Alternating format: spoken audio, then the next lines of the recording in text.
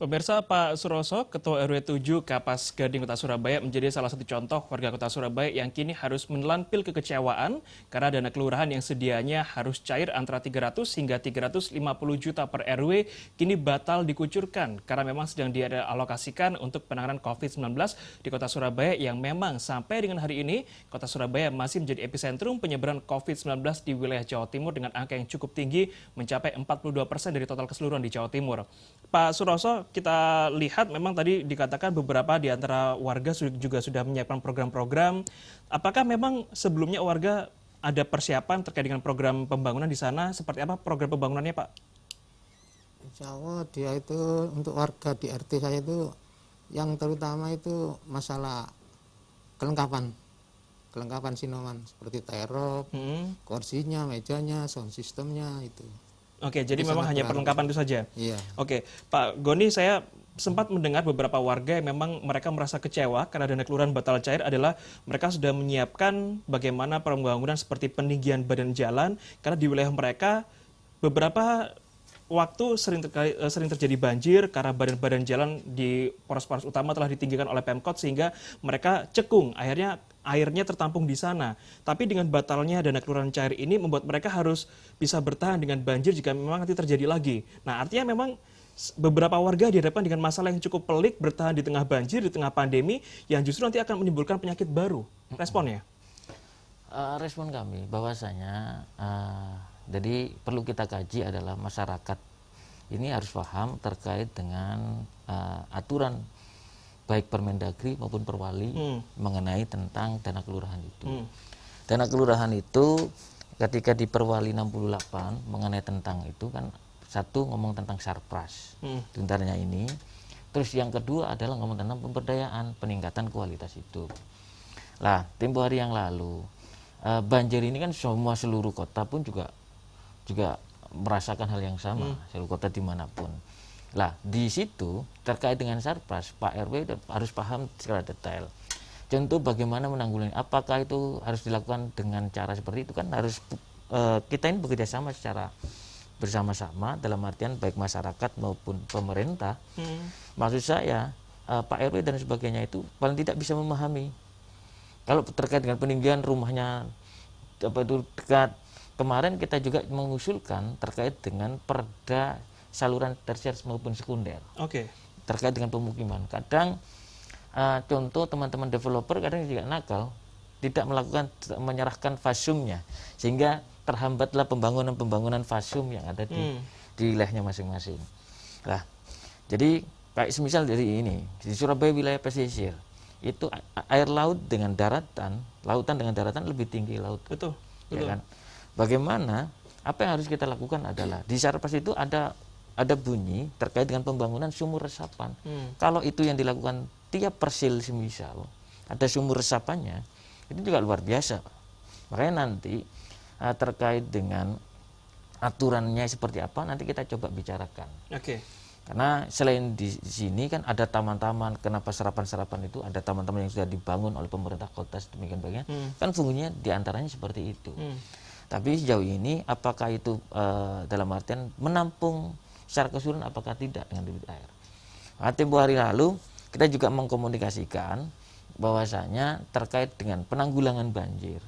Kita sudah wanti-wanti kepada dinas-dinas yang bersangkutan karena itu mitra kerja kami. Agar apa? Ketika menghadapi musim hujan, kita sudah siap. Sudah siap.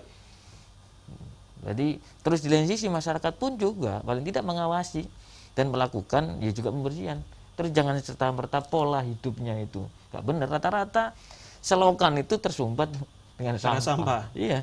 Terus belum lagi rumah pompa itu tersumbat tuh mesin rusak gara-gara itu.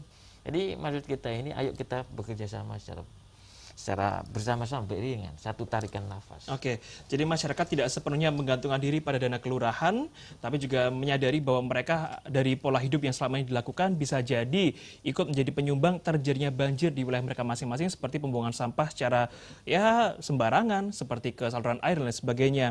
Pak Suroso, tadi Pak Goni mengatakan bahwa dengan adanya pembatalan cairnya dana kelurahan nanti akan diusahakan cair melalui kampung tangguh. Apakah di wilayah Pak Suroso juga ada kampung tangguh di sana? Insya Allah juga ada ya, Ada nggih? ada. Nah, sejauh ini dengan adanya kampung tangguh yang sudah berdiri, apakah pernah mendapatkan bantuan dari pemerintah Belum pernah. sejauh pernah. ini? Iya, Berarti selama ini berdirinya kampung tangguh di Kapas Gading Kota Surabaya ini berdasarkan dana swadaya masyarakat. jadi gini, untuk di Kelurahan Gading itu kan ada 11 RW. Hmm. Itu untuk sementara ini yang diunggulkan itu 3 RW. RW Oke. 2, RW 6, RW 10. Hmm. Itu yang diunggulkan. Oke, nah 3 RW ini memang menggunakan dana pribadi Iya. dalam menggunakan kampung tangguhnya. Iya, pribadi. Tapi pernahkah Pak Suroso dan kawan-kawan atau warga sekitar menanyakan kepada baik kepada anggota dewan atau pemerintah kota, kenapa kok kami sudah menyiapkan kampung tangguh tapi belum mendapatkan bantuan? Untuk itu yang menanyakan diwakili oleh Bapak Ketua LPMK-nya itu yang menanyakan. Jadi Pak RW-nya itu tinggal menunggu aja kapan cairnya gitu. Toh. Tapi sudah ada respon terkait dengan pengungkapan hal tersebut? Sudah, insya Allah Sudah? sudah ya. Oke, baik. Pak Goni, ternyata kita sudah hampir 4 bulan masa pandemi sejak Maret hingga Juli di kota Surabaya sendiri. Namun ternyata 3 RW di Kapas Gading, Pak Suroso mengatakan untuk kampung tangguh pun belum mendapatkan 1% bantuan pun dari pemerintah kota Surabaya. Ini bagaimana responnya? Jadi tempo hari kita akan ketika masa reses juga saya sudah mendorong. Jadi kenapa munculnya kampung tangguh ini kan sifatnya kadang insidental. Jadi memutus mata rantai penyebaran COVID di tingkatan RW maupun RT. Nah dari sini peran serta masyarakat bersama-sama pemerintah.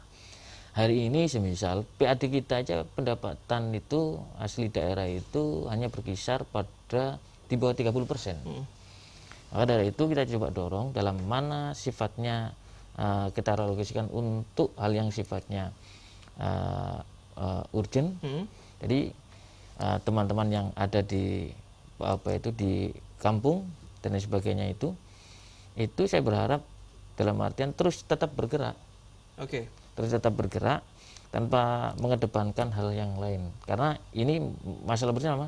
Maka dari itu kami tugas di DPRD akan menanyakan kepada eksekutif menanyakan untuk mendorong segera direlokasikan. Contoh terkait dengan pendanaan ngapunten ya walaupun ini upah dalam artian Pak RW Pak RT ya tempoh hari kita dalam kondisi itu kita coba dorong juga agar dialokasikan itu dicairkan. Ternyata alhamdulillah dicairkan. Jadi itu hal-hal yang sifatnya sangat urgent nanti kita coba dorong. Bagaimana semisal contoh di tiap perkampungan pojok itu ada wastafel, silakan dikomunikasikan ke pemerintah kota melalui bisa melalui teman-teman di DPRD, bisa melalui kanal-kanal yang aspirasi dan sebagainya sehingga bisa cepat kita menangani itu. Oke, baik. Jadi pun kampung-kampung di kota Surabaya hingga sehari ini belum mendapatkan bantuan apapun, tapi jangan menyurutkan semangat kita untuk bisa saling menjaga di satu sama lain, karena memang nanti jika memang sampai dengan saat ini belum mendapatkan bantuan, Anda bisa mengajukan aspirasi melalui pemerintah kota ataupun anggota DPRD yang nanti salah satunya adalah Pak Goni yang nanti akan juga mendorong pemerintah kota untuk segera meluncurkan dana-dana yang dibutuhkan oleh warga sekitar untuk penanganan COVID-19 khususnya saat ini. Pemirsa, jangan kemana-mana, kami akan segera kembali sesaat lagi.